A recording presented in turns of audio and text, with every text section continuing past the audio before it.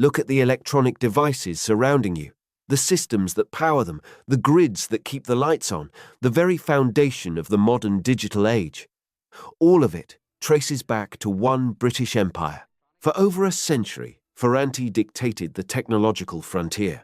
They built the world's first commercial computers. They engineered the radar that defended the skies of Britain. Tens of thousands of workers across massive northern factories forged an unbreakable industrial titan. They held the ultimate technological monopoly. Then the machines stopped. The brilliant minds were scattered. A legacy built over 111 years evaporated in a matter of months. They were not destroyed by a superior foreign invention. They were silenced by a singular, catastrophic financial illusion born across the Atlantic. A £215 million black hole swallowed a national treasure hole. How does an empire that wired the modern world simply vanish into thin air? Chapter 1. The Dawn of Power and the First Sparks. In 1882, the world ran on steam and coal, but a quiet revolution gathered pace. A young engineer named Sebastian Ziani de Ferranti saw a different future. He understood that electricity would define the next century. Most inventors of his time championed direct current. Direct current was safe, but inherently limited. It could only travel short distances before losing power. This meant expanding cities needed noisy and dirty power stations on every other street corner. Ferranti rejected this model entirely.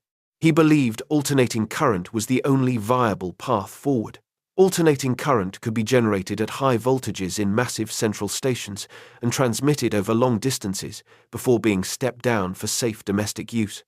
It was a radical idea. Established scientific minds called it dangerous and impossible. Ferranti ignored them. He founded his company in London and quickly set out to prove his critics wrong.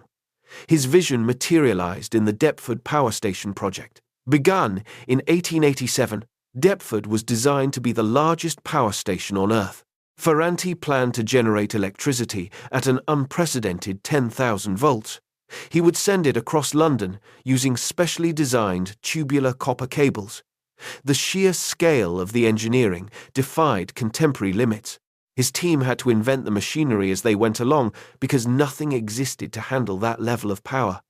They built enormous dynamos and massive transformers. Financial backers grew nervous. The project faced endless technical setbacks and fierce political opposition from direct current advocates. The money began to dry up. In 1891, the board of directors forced Ferranti out of the very company he created to save the Deptford project from bankruptcy. It was a humiliating blow, but the technology he engineered worked perfectly. The Deptford station successfully transmitted high-voltage, alternating current and laid the fundamental blueprint for the modern national grid. The world ultimately adopted Ferranti's system. Ferranti did not admit defeat. He regrouped and rebuilt his enterprise in Hollingwood near Manchester in 1896. He shifted his focus from massive power stations to the vital components that made the electrical world function. The new factory produced electricity meters, transformers, and switchgear. These were not glamorous products, but they were highly lucrative. Every home that connected to the growing electrical grid needed a meter. Ferranti meters quickly became the global industry standard. The company grew steadily on the back of relentless precision and manufacturing volume. They built a fierce reputation for solving complex engineering problems. By the early 20th century, the business was stable and highly profitable. Sebastian Ferranti had vindicated his early visions and established a formidable industrial base in the north of England. The outbreak of the First World War in 1914 changed the trajectory of the company forever. The British government desperately needed industrial capacity to sustain the war effort. Ferranti immediately repurposed its Hollingwood factory. The precision engineering skills used to build electricity meters were perfectly suited to manufacturing artillery fuses. Production lines that once turned out domestic electrical goods now produced millions of highly explosive shells. The workforce expanded rapidly. Women entered the factory floor in large numbers to meet the relentless demand from the front lines. The company delivered vast quantities of munitions and earned a reputation as a vital military contractor. This period forged a deep and permanent relationship between Ferranti and the British Ministry of Defence. When peace returned, the company faced a sudden collapse in military contracts. They survived by pivoting back to domestic electronics. They manufactured radios, televisions, and domestic appliances. They mastered the new technology of the thermionic valve. This transition kept the factories running, but the horizon soon darkened again. The 1930s brought the shadow of another global conflict. The British government quietly approached its most trusted contractors to prepare for war. Ferranti stood at the top of that list. The company became heavily involved in highly classified rearmament programs. The Second World War transformed Ferranti from a heavy electrical engineering firm into a high-technology powerhouse. The conflict demanded entirely new types of weaponry and surveillance. British scientists were developing radar to detect enemy aircraft. Radar required massive quantities of complex electronics and specialized valves. Ferranti possessed the exact manufacturing capabilities needed to produce these sensitive components at scale. They built radar receivers, navigation equipment, and the intricate identification systems used by the Royal Air Force. The Hollinwood and Moston factories worked relentlessly. They supplied the critical electronic nervous system for the Allied war machine.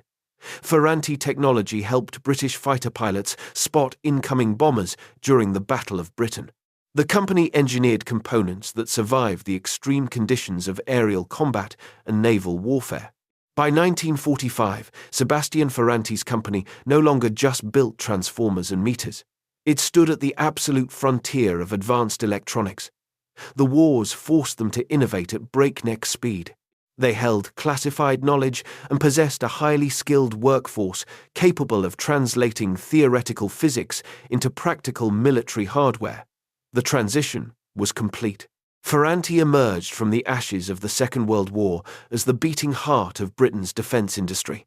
They possessed the capital, the government contracts, and the technical momentum to dominate the upcoming electronic age. The stage was set for their greatest triumphs and their most catastrophic misjudgments. The post-war world belonged to the computer and the microchip, and Ferranti was perfectly positioned to conquer it. Chapter 2: The Golden Age of Silicon and Skies. The end of the Second World War left Ferranti with a massive structural advantage. They held unparalleled expertise in complex military electronics. The company refused to shrink back into making simple household appliances. Instead, they looked toward the absolute frontier of human engineering. Researchers at Manchester University had just built the Manchester Baby. It stood as the world's first electronic stored program computer. Ferranti executives saw the commercial potential instantly. They partnered with the university to turn this fragile academic experiment into a viable industrial product. In 1951, they delivered the Ferranti Mark I. It became the world's first commercially available general-purpose electronic computer. This machine was a mechanical behemoth. It filled an entire room, consumed massive amounts of electricity, and relied on thousands of delicate thermionic valves. Yet it could perform complex calculations at speeds that redefined science. Ferranti sold these monolithic machines to military intelligence agencies and elite research institutions. They established themselves as the undisputed pioneers of the British computing industry. The Hollinwood and Moston factories transformed once again. They became high-security laboratories for the future. Ferranti engineers developed new magnetic storage systems and faster processing units. They dominated the early European computer market. Their machines guided the calculations for the earliest atomic research projects and weather forecasting models. While their computer division pushed the boundaries of theoretical computation, their defense sector expanded aggressively into the sky. The Cold War demanded faster jet fighters and more accurate weapon systems. Ferranti cornered the market in airborne radar and avionics. They developed the groundbreaking Air-Pass radar system for the English Electric Lightning fighter jet. This system allowed British pilots to intercept enemy targets at supersonic speeds in complete darkness or heavy cloud cover. Ferranti technology effectively became the standard nervous system for the Royal Air Force. The profits from these defense contracts rolled in with relentless consistency. The company expanded its footprint northward. They built new state-of-the-art facilities in Edinburgh to handle the exploding demand for military electronics. The Scottish operation quickly grew into a massive industrial powerhouse in its own right. They hired the brightest engineering graduates from universities across Britain. Ferranti became an elite institution. Working for them meant standing at the absolute pinnacle of global technology.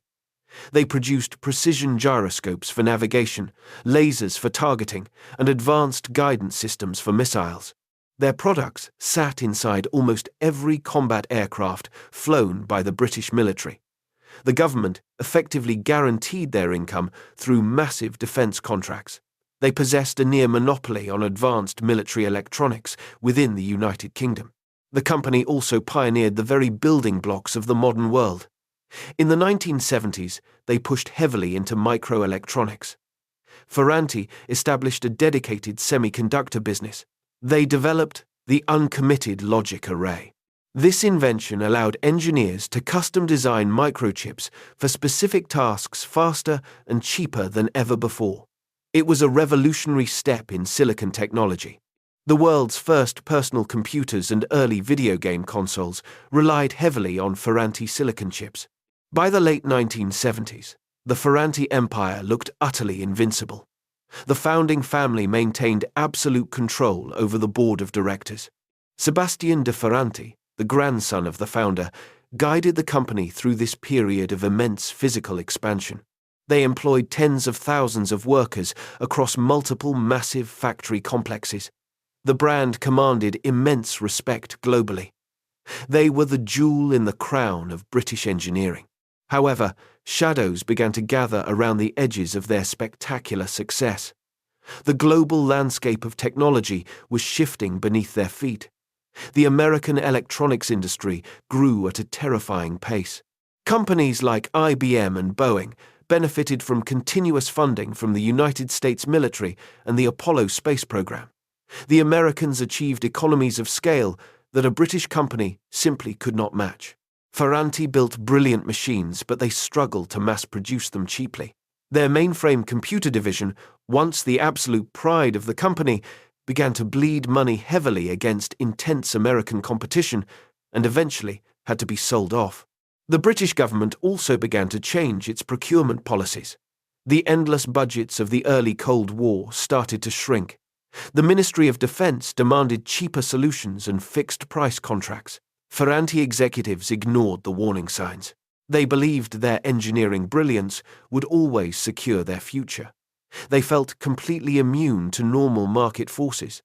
The management culture grew arrogant and rigid. They dismissed the rising American and Japanese tech giants as mere mass producers of inferior commercial technology. They failed to see that the future of electronics was shifting from massive bespoke government projects to commercial mass production. The company continued to pour capital into magnificent but unprofitable engineering marvels. They blinded themselves with their own historical success. They held the finest minds and the best factories in Europe, but they lacked the ruthless commercial instinct needed to survive the upcoming financial battles. The family control that had guided them for a century now became a strict limitation. They needed vast amounts of capital to compete on the global stage. The stage was set for a desperate and fatal pivot towards the financial markets. Chapter 3. The Hunger for Global Empire. The 1980s brought a brutal new reality to British manufacturing. The battlefields moved from oily factory floors to the sterile trading screens of the City of London. Ferranti had operated as a carefully guarded family fiefdom for nearly a century. The founding dynasty guided every major decision with a long-term view of engineering supremacy. That era abruptly ended. The company needed massive injections of capital to fund increasingly complex research and development. To secure this money, they had to embrace the financial markets completely. Institutional investors and aggressive fund managers replaced patient family shareholders. These new masters cared nothing for the romance of airborne radar or the history of the Deptford power station. They demanded quarterly profit growth and relentless global expansion. The pressure from the city mounted daily. A company that failed to grow was a company waiting to be swallowed. Sebastian de Ferranti recognized this irreversible shift in corporate culture. He stepped down from his leadership role. The board appointed Derek Allen Jones to lead them into this new commercial battlefield. Allen Jones was a highly capable executive, but he faced a colossal structural problem. Ferranti utterly dominated the British defence electronics market, but that specific market was shrinking. The Cold War was changing, and the Ministry of Defence could no longer afford to sustain multiple independent contractors. The government actively urged consolidation across the sector. Ferranti had to grow outwards or risk being subjected to a hostile takeover by domestic rivals like GEC. The obvious target for expansion was the United States. The Pentagon possessed the largest and most lucrative defense budget on Earth. Any company that secured a strong foothold in America guaranteed its survival and immense profits for a generation. But breaking into the American military-industrial complex was notoriously difficult for foreign firms due to severe security classifications. Ferranti needed a Trojan horse. They needed to buy a fully established American defense contractor. The board of directors scoured the transatlantic market for suitable acquisitions. They evaluated dozens of potential targets. Most were too expensive or too heavily protected by strict US government regulations. Then, a seemingly perfect opportunity appeared on the horizon. A company named International Signal and Control operated out of Lancaster in Pennsylvania. ISC manufactured aerospace equipment, communications gear, and advanced cluster bombs. They held highly lucrative contracts with the American military and several foreign governments across the Middle East and Africa. On paper, they looked like an absolute goldmine. They reported staggering revenue growth year after year and boasted a phenomenal order book. The founder and chairman of ISC was a charismatic businessman named James Guerin. Guerin presented himself as a fiercely patriotic American with deep and secretive ties to the global intelligence community. He offered Ferranti the exact key they needed to unlock the heavily guarded vaults of the Pentagon. The historical management structure of Ferranti proved woefully inadequate for this specific moment. The company possessed brilliant engineers and brilliant inventors, but they critically lacked cynical financial predators. They approached the ISC acquisition with the mindset of gentlemen finalizing a respectable club membership. They trusted the audited accounts presented to them. They trusted the glossy corporate presentations. They completely trusted James Guerin. Financial advisors from the City of London heavily endorsed the deal. The investment bankers saw massive advisory fees on the horizon and pushed the merger forward with aggressive enthusiasm. A few junior analysts and mid-level managers raised concerns about ISC and its strange reliance on highly obscure offshore contracts. The Ferranti board dismissed these crucial warnings instantly. The hunger for global expansion utterly blinded them to the fundamental realities of the business they were buying. They wanted the American market so desperately that they consciously stopped asking difficult questions. They suspended their critical judgment in pursuit of massive scale. In November 1987, the two companies finalized the monumental merger. Ferranti agreed to pay over £400 million to acquire International Signal and Control. It was by far the largest and most ambitious transaction in the history of the century-old British company. The financial press hailed it as a masterstroke of corporate strategy. Ferranti instantly transformed into a transatlantic defence giant.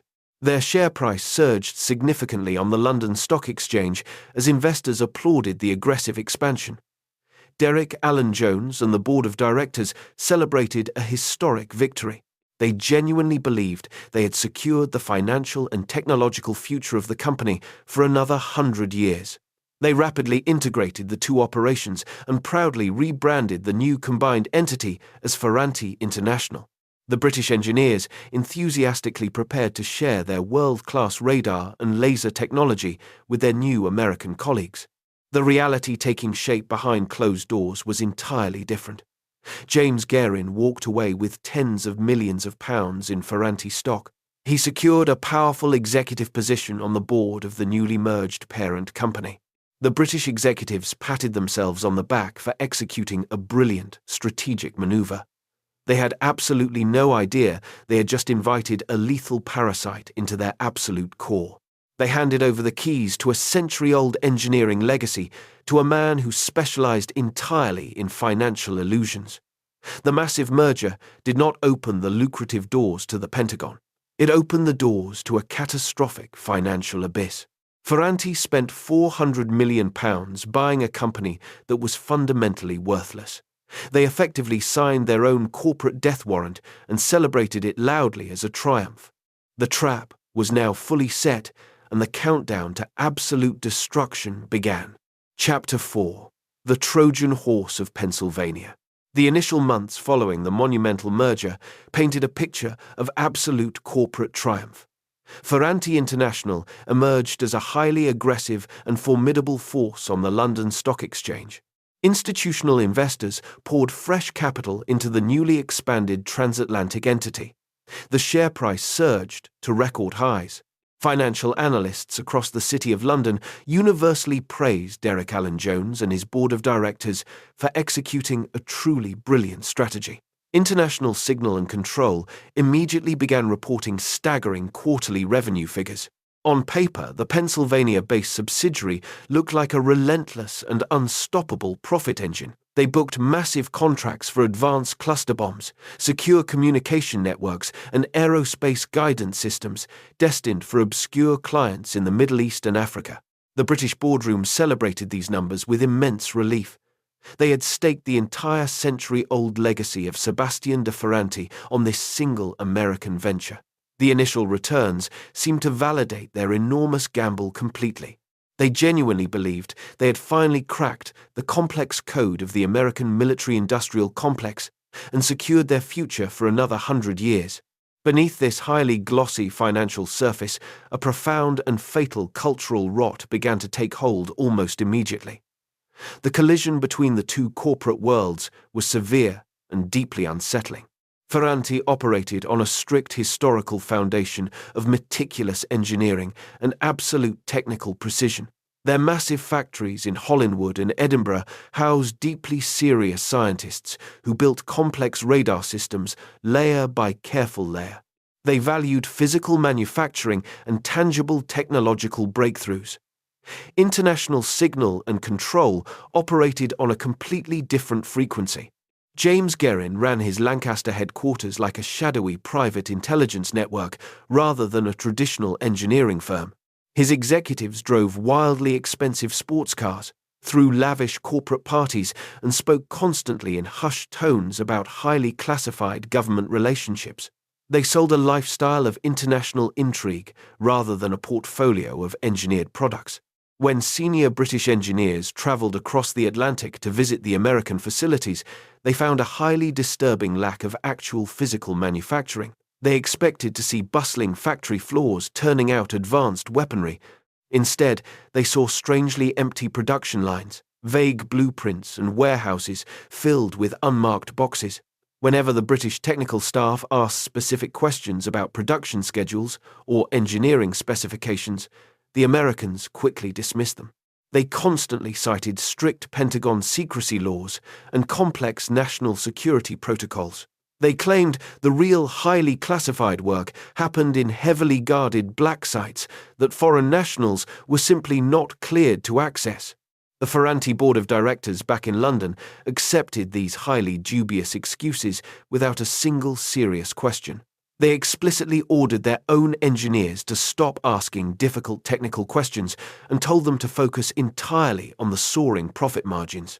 The hunger for American revenue utterly blinded the British leadership to the glaring physical realities in front of them.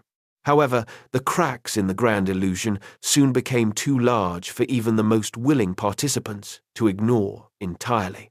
Independent auditors began to notice bizarre and persistent irregularities deeply buried within the ISC accounts. Massive multi-million-pound payments from foreign governments always seemed to be mysteriously delayed at the very last minute. The American subsidiary aggressively recorded hundreds of millions of dollars in inventory for sophisticated weapon systems that nobody could physically locate or verify. The money existed entirely on paper, moving through a complex web of offshore shell companies and obscure banking entities. Junior accountants and mid-level risk managers flagged these phantom assets directly to the senior leadership in London. The internal warnings were explicitly clear and heavily documented. The financial numbers simply did not make any logical sense. Yet the highest-ranking Ferranti executives actively chose to look the other way. Admitting a fundamental mistake of this magnitude meant acknowledging they had personally destroyed a beloved national institution. They aggressively silenced the internal critics, buried the audit reports, and continued to project absolute confidence to the financial markets. They desperately needed the American profits to be real, so they actively participated in their own delusion. In the autumn of 1989, the entire elaborate corporate structure finally collapsed with terrifying speed. The absolute catalyst was a routine financial compliance check that rapidly escalated into a full-scale international criminal investigation. Investigators tore through the Pennsylvania headquarters and quickly uncovered the devastating truth. International Signal and Control was not a highly profitable and highly connected defense contractor. It was one of the most sophisticated and brazen corporate frauds in modern industrial history. James Guerin had completely fabricated almost the entirety of his massive order book. The highly touted Middle Eastern weapons contracts were pure fiction designed to inflate the company valuation. The hundreds of millions of dollars in inventory simply did not exist. The soaring revenue was a complete financial hallucination. Worse still, the very few genuine operations ISC did actually run involved highly illegal weapons smuggling to strictly embargoed nations. The horrific revelation hit the London boardroom like a physical detonation. The soaring corporate profits vanished instantly into thin air. In their place stood a catastrophic financial black hole amounting to £215 million. The immediate write-down wiped out almost the entire net worth of the newly merged company overnight. The British engineers and factory workers had spent over a century painstakingly building an empire of genuine technological brilliance and national pride. James Guerin successfully dismantled that entire legacy in less than 2 years, using nothing but fake invoices, offshore shell accounts, and absolute corporate deceit. The Trojan horse had successfully delivered its lethal payload directly into the boardroom. Ferranti International was now fundamentally broken from the inside out, and the company began to violently bleed to death on the public market. Chapter 5. The Death of a 111-year Legacy. The revelation of the massive fraud in Pennsylvania sent immediate shockwaves through the City of London. Ferranti International suspended its shares as the true scale of the disaster became public knowledge. The company that proudly supplied the electronic nervous system for the British military for decades now faced a brutal fight for sheer survival. The £215 million black hole created by James Guerin completely wiped out their cash reserves and left them heavily exposed. Banks that eagerly financed the transatlantic merger just 2 years earlier now aggressively demanded their capital back. The boardroom descended into absolute chaos. Derek Allen Jones resigned in disgrace, and the remaining executives scrambled to find a lifeline. They desperately needed an immediate injection of cash to keep the massive factories in Hollywood and Edinburgh running. The British government, once their most reliable partner, refused to step in with a bailout. The Cold War was ending. Defense budgets were shrinking, and the Ministry of Defense no longer viewed Ferranti as an indispensable national asset. They stood entirely on their own. The new leadership implemented a savage and immediate strategy of corporate dismemberment. They had to sell off their most valuable assets simply to service the crushing debt inherited from the fraudulent American subsidiary. The dismantling of a century-old engineering legacy began with clinical efficiency. They sold their highly profitable advanced computer division. They auctioned off their components manufacturing arm. Every division that could attract a buyer went onto the block. The most agonizing blow came when they were forced to sell their absolute crown jewel, the massive Defense Electronics division. This was the beating heart of the enterprise. It was the division that built the airborne radar for the Royal Air Force and pioneered laser targeting systems. In 1990, they sold this entire operation to their fiercest domestic rival, the General Electric Company, commonly known as GEC. Arnold Weinstock, the famously ruthless head of GEC, acquired the magnificent Scottish factories and the brilliant engineering teams for a fraction of their true historical value. He simply absorbed the capabilities that Ferranti had spent 50 years perfecting. The sale of the defense division effectively gutted the company. The remaining entity became a hollow shell of its former glory. They retained a few scattered telecommunications and civil engineering contracts, but they lacked the massive scale needed to compete globally. The workforce watched this rapid disintegration with absolute horror and deep anger. Tens of thousands of highly skilled engineers, technicians, and assembly line workers faced an incredibly uncertain future. Whole generations of families in Manchester and Edinburgh had built their lives around the Ferranti factories. They had dedicated their careers to pushing the boundaries of British technology. Now they saw their life's work carved up and sold off to satisfy the debts of American fraudsters and the misjudgments of their own arrogant leadership. Redundancy notices flooded the factory floors. The vast production halls that once hummed with the assembly of advanced radar systems grew increasingly quiet and desolate. The management fought a desperate rearguard action for 3 more years. They tried to restructure the remaining debt and pivot towards emerging civilian markets. They launched new telecommunications products and attempted to secure contracts in the developing world. The financial burden remained too heavy, and the brand reputation was completely shattered. Customers no longer trusted a company fighting so publicly for its life.